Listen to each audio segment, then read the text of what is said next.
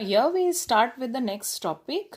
That is, now we know the shape of the demand curve and it slopes downwards towards the right, which is called the inverse relationship between price and quantity demanded, and that shows this curve is negatively sloping. That is because the two variables are moving in opposite direction. As price rises, demand falls, and vice versa.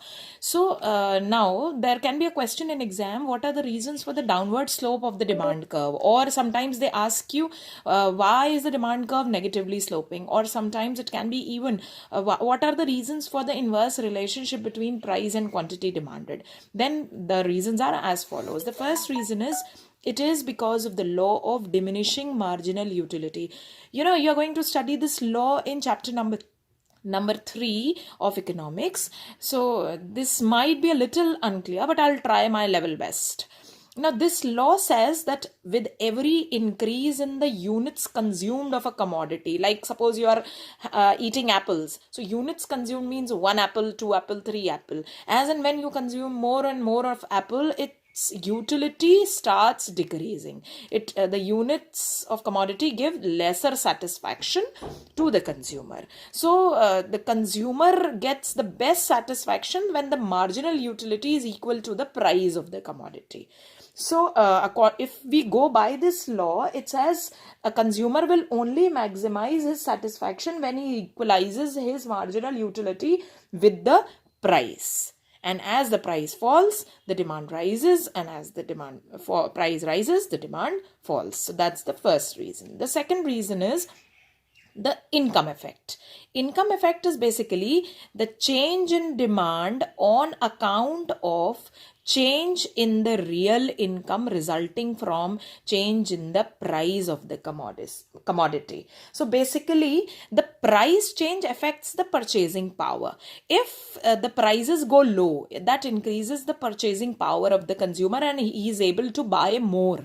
So as the price falls, the quantity demanded rises, and vice versa. Next, we come to the substitution effect. It is that effect that a change in the relative price of substitute goods has on the quantity demanded. So let's say if the price of a commodity falls and the price of its substitute remains unchanged. So the price of the commodity that has fallen, people will switch over to that commodity. The quantity demanded is going to rise.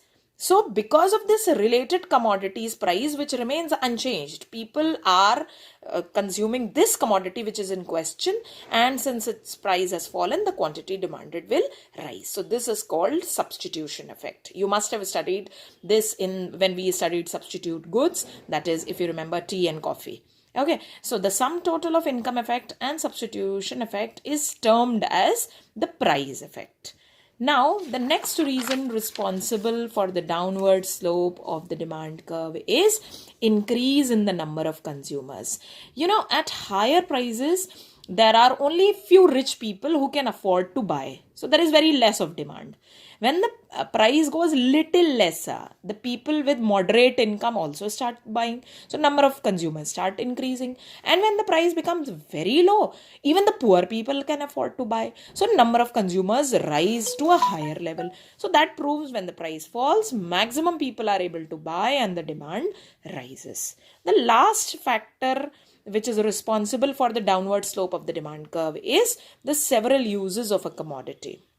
There are some goods like steel, milk, etc. which have many uses. When the prices of such kind of goods is very high, they are used for much important uses. Therefore, a small quantity is demanded. And when the price of such good is low, they are even used for less important use. That leads to increase in price. Like when electricity is very, very costly, people use it only for lighting purpose. And when the price goes very low, people even use it for heating, cooking, etc. and other purposes. So these are all reasons responsible for the downward slope of the demand curve. The law of DMU, income effect, substitution effect, the increase in the number of consumers, and several uses of a commodity.